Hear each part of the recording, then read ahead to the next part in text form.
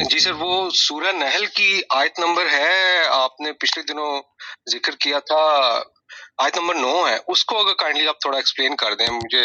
میں نے کس ویڈیو میں ذکر کیا اس کا، کس کانٹیکس میں ذکر کیا؟ اللہ ہی ذمہ دار ہے سیدھا راستہ بتانا، جبکہ وہ مودودی صاحب کے حوالے کانٹیکس میں آپ ذکر کر رہے تھے کہ ٹیڑے بھی موجود ہیں، اگر وہ چاہتا تو تم کو ہدایت دے دیتا، وہ چاہتا تو دے دیتا، اس کا تھوڑا سا کنفیوژن تھوڑا سا سمجھا دیں سر۔ اس میں تو بہرحال سورہ نحل میں نا اللہ تعالیٰ نے یہ توحید کا کانسیپٹ بتایا ہوا ہے کہ صرف اللہ ہی ہے جو کہ سیدھا راستہ جو ہے نا بتا سکتے ہیں۔ سو باقی سارے کے سارے معاملات کے اندر سے اللہ تعالیٰ جب گائیڈ کرتے ہیں کسی کو تو وہ رحمت ہے اللہ کی، that is the only way. اس کا مطلب یہ ہے کہ جب ہم الحمدللہ کرتے ہیں نا تو تمام تر تعریفیں کسی اور کے قابل، کوئی بندہ، کوئی اور ہستی اس کے قابل نہیں کہ سوائے اس کے اللہ۔ تو اس کو اسی کانٹیکس میں رکھیں کہ جب بھی کوئی بندہ سیدھے راستے پہ چلتا ہے اس کا مطلب ہے کہ اللہ تعالیٰ خود گائیڈ کر رہے ہیں اس کو۔ جیسے ہی وہ اللہ تعالیٰ سے کسی بھی قسم کی رحمت کی امید ختم کر دے، یا پھر کوئی بندہ آپ دیکھیں کروکڈ ویز کے اندر ہے، جو کہ اللہ تعالیٰ نے خود بھی کہا نا کہ یہ کروکڈ ویز، بہت سارے اور بھی راستے ہیں جو کہ غلط طرف جاتے ہیں، اور اللہ ہی ہے جو گائیڈ کرتا ہے، تاکہ کوئی یہ نہ سوچے کہ فطرہ کے اندر ریڈار لگا ہوا ہے تو میرے اوپر بھی کوئی اس کا اطلاق ہوتا ہے، میں بھی کسی قسم میں بھی اس قابل ہوں کہ میں سیدھے راستے پہ خود بھی چل سکوں۔ یہ والی سائیکالوجی کو سپریس کیا اللہ تعالیٰ نے یہاں پہ بڑے کلیئرلی کہ there is no way that you could have gone to the right path unless and until you had direct intervention from Allah subhanahu wa ta'ala. وَعَلَى اللَّهِ قَصْدُ السَّبِيلِ، ٹھیک ہے، کہ اللہ ہی کے اوپر ہے کہ سیدھی راستہ کب بتائیں گے، یہ ہے نا سورہ نحل۔ تو اس ایروگنس کے خلاف ہے کہ جس میں بندہ پہنچے اور یہ کہے کہ I had something to do with it، اور ہم سب بھی لے رہے ہیں کریڈٹ، کہیں نہ کہیں پہ شیطان آ کے اس نفس پروری کے اندر ہم اپنے اوپر اس کا ہلکا سا ذمہ ڈالنے کی کوشش کرتے ہیں کہ میری وجہ سے یہ ہوا۔ سو جیسے الحمدللہ کی ہے نا آیت کے بس کچھ بھی اچھا ہے تو اللہ کے لیے ہے، اللہ کی طرف سے ہے۔ all credit that we are hungry for, we are not deserving of it, because if it were up to us we would have we all know we would have chosen something else. So اگر آپ factor to the power of factors کی equations run کریں تو آپ کو پتہ چلتا ہے کہ انسان کے پاس تو کچھ تھا ہی نہیں کبھی بھی کہ جو ڈسٹنگوش ڈفرینشیٹ کر سکتا، وہ تو سیلف پریزرویشن بائس کے اندر ہی رہا ساری عمر، تو سیدھا راستہ کہاں سے اس نے ڈھونڈ لینا تھا پھر؟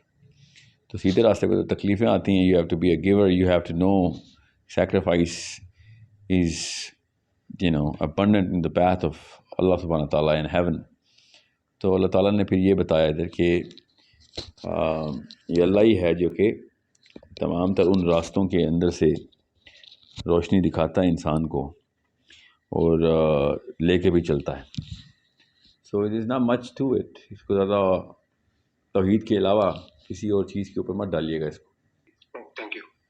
اور ایک چیز اور بھی رکھیے گا ذہن میں یہاں پہ کہ اللہ تعالیٰ نے اس آیت میں یہ بھی سائیکالوجی بتائی ہوئی ہے کہ سیدھا راستہ بس ایک ہی ہے، دو نہیں ہے۔ یہ مت کوئی سوچے کہ نبی علیہ السلام کے علاوہ بھی کوئی سیدھا راستہ ہوتا۔ امام مالک نے کہا کہ اگر کوئی خیر نبی علیہ السلام کے بتائی ہوئی سنت کے علاوہ بھی ہوتی تو نبی علیہ السلام نے نعوذ باللہ خیانت کی، جتنی بھی خیر تھی سب کی سب بتا دی، بس وہی ایک راستہ ہے۔ سو it is a basic need for a human being, not just in the afterlife but this life as well۔ Chemical need ہے، ہماری باڈی تھرائی بھی نہیں کرے گی اگر آپ غلط راستے پہ چلیں گے۔ ٹیمپرری یوفوریا تو آیا کرے گا، مگر اسی کے سائیڈ ایفیکٹس میں ہم پھر ادھر ادھر کے سائیڈ ایفیکٹس اور ریئیکشنس اور انفیکشنس شو کرنا شروع کر دیں گے in our own life and our dependents lives. تو یہ دو تین بڑے سبق ہیں جو کہ یہ صراط مستقیم جسے کہتے ہیں نا، وہ ہماری ریکوائرمنٹ ہے۔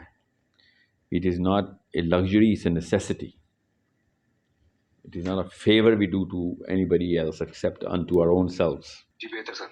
سر دوسرا آپ نے تکالیف کا ذکر کیا کہ جس طرح میں اپنے آپ کو لیتا ہوں اور میں سمجھتا ہوں کہ مجھ پہ تکالیف نہیں آ رہی ہیں اور مجھے کسی قسم کی دکھ تکلیف نہیں میری زندگی میں چل رہا ہے، تو کیا اس کو مجھے تھوڑا سا سمجھائیں کہ میں یہ آپ کہہ رہے ہیں کہ اللہ کے قریب جو ہوتے ہیں وہ اللہ تعالیٰ ٹیسٹ دیتا ہے ان کا تکلیف دے کے، تو وہ ایسے انسانوں کے بارے میں بتائیں کہ جن پہ تکلیف، یا جس طرح میں اپنے آپ کی آپ کو کہہ رہا ہوں کہ میں سمجھتا ہوں، تو اس کے بارے میں پلیز۔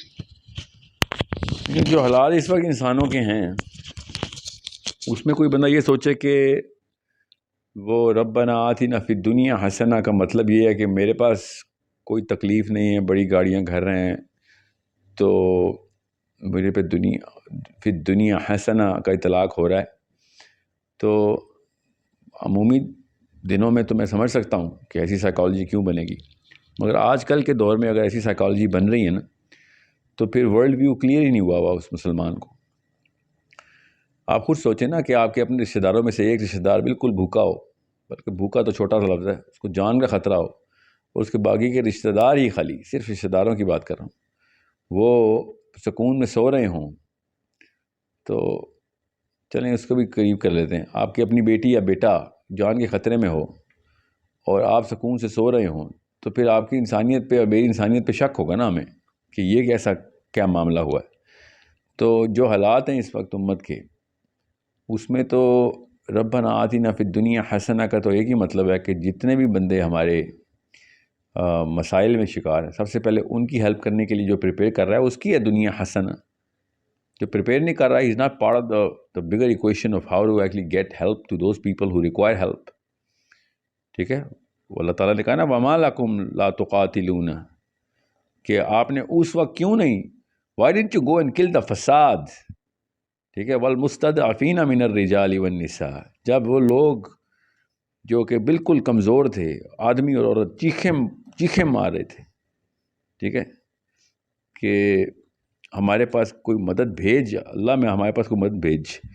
اب میں کیا کروں اس بڑی بڑی زمینوں اور گاڑیوں اس کا، کہ جب اس کا ایک میجر پورشن ان لوگوں کے پاس نہیں جا رہا جن کی اپنی زمینوں کے اندر بم پھٹ رہے ہیں فلسطین میں یا یمن میں، وہ پھر بڑا مسئلہ ہے نا۔ وی نیڈ ٹو انڈرسٹینڈ کہ ورلڈ ویو نہیں کلیئر، مطلب گوروں کا، کرسچنس کا، ایتھیسٹ کا ورلڈ ویو کلیئر ہے، وہ جا کے سیریا میں ہیلپ کر رہے ہیں ریفیوجیز کی، وہ فلسطین میں ایڈ پہنچا رہے ہیں، اور ہم یہاں پہ پروفٹ پرسینٹائل کی گیم کھیل رہے ہیں۔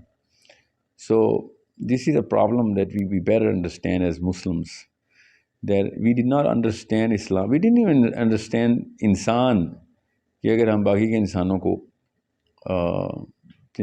من الرجال والنساء میں اللہ نے سب کچھ ہی کور کر دیا نا۔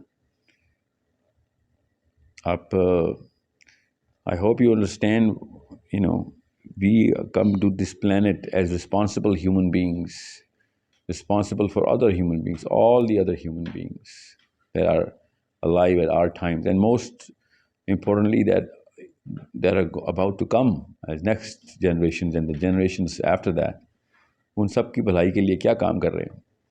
So unless you are outbound, you're not a part of Islam, because you're not part of any equation of any common sense based human being. تو ہمیں تو غیر مسلموں کے اوپر بھی جو ظلم ہو رہا ہے ان کو بچانے کے لیے بچے تیار کرنے چاہیے۔ ادھر تو اتنے مسلمان ہمارے جو ہے نا وہ ویک ہوئے ہیں، ٹھیک ہے۔ وہ آیت پوری پڑھے نا، من الرجال والنساء والولدان الذین، آپ خود سوچیں کہ اللہ تعالیٰ کیا کہہ رہے ہیں ادھر، اخرجنا، ہمیں نکال ادھر سے۔ تو اللہ تعالیٰ کہہ رہے ہیں تم کیوں نہیں گئے ان کی ایڈ کے لیے؟ تو مسلمانوں کو تو نہیں کہا اللہ نے کہا من الرجال والنساء، یاد رکھیے گا، من المسلمین نہیں کہا۔ ہمیں ہر ایک کی ایڈ کے لیے جانا پڑے گا۔ So it's a problem we better solve as responsible conscious human beings. حلف الفضول یاد ہے آپ کو؟ اللہ تعالیٰ کے نبی علیہ السلام نے کہا کہ مجھے اگر اسلام سے پہلے کی کوئی ایک چیز لے کے آنی ہوتی شریعہ میں تو میں حلف الفضول کو لے کے آتا۔ حلف الفضول کیا تھی؟ وہ پیکٹ تھی کہ جب بھی کسی کے ساتھ ناانصافی ہوگی پورا مکہ اکٹھا ہو کے اس کی مدد کرے گا، ٹھیک ہے۔ تو خود سوچیں، مسلمانوں کو بہت زیادہ اسے کہتے ہیں نا کنزرو مت کریں، ہم تمام انسانوں کے ذمہ دار ہیں۔ اللہ تعالیٰ نے اقامت دین دنیا کے اوپر لیظہرہ علی الدین کلی، تمام سسٹمز کے اوپر کریں گے، تب کہیں جا کے مسلمان اس قابل ہوگا کہ غیر مسلموں کے بھی اوپر، اور اپنے نبی علیہ السلام کی سنت سے بھی ثابت ہے کہ غیر مسلم کے ساتھ بھی اگر آپ کی ٹریٹی ہو اور اس کے اوپر کوئی مسئلہ ہو تو ہم اس کی ہیلپ کریں گے, بچائیں گے اس کو اس ظلم سے جس کے اوپر کوئی کرنے آیا. So we need to be a lot bigger than what we are in terms of our responsibility and the way we are supposed to place ourselves in the bigger prism of Islam. جزاک اللہ سر, thank you.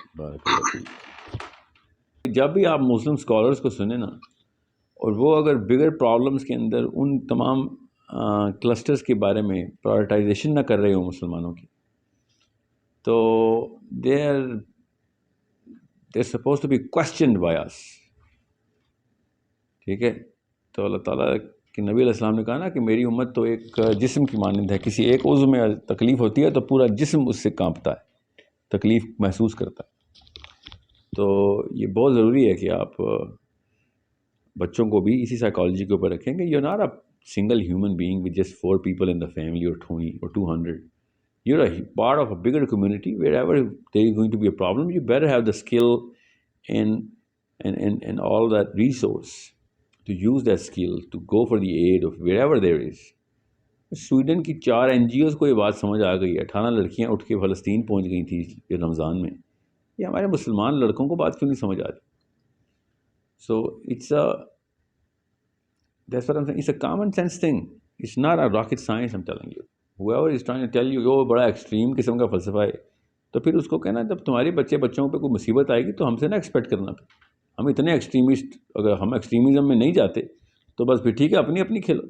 یہ نفسی آخرت کے دن کے لیے اللہ نے کہا ہے. اس وقت کوئی کمیونل سسٹم نہیں ہے آخرت والے دن, ہر ایک کا اپنا حساب اسی وقت ہو رہا ہے. یہاں پہ ہم نفسی نہیں کھیل سکتے. We are not going to survive as the chemical human beings that we are if we just play اپنی کھیلنے. تو یہ اپنی کھیلنے کا نام اسلام نہیں ہے. ایون اپنے ملک کا بھی کھیلنے کا نام اسلام نہیں ہے. یہ ٹونی بلیئر کو بات سمجھ آ گئی, ہمیں کیوں نہیں سمجھ آئی؟ وہ کوسوو پہ چڑھائی کر دوڑا کہ وہاں پہ میں ظلم نہیں ہونے دوں گا. 32 لاکھ مسلمان عراق میں مارنے کے بعد تو کوئی مورل ریکوائرمنٹ نہیں تھی. It's a chemical requirement that we have. Morality کا تو ہم بعد میں اس کو جسٹیفیکیشن کے پیرامیٹر میں رکھتے ہیں کہ ہاں یار مورلی درست ہے یہ بات.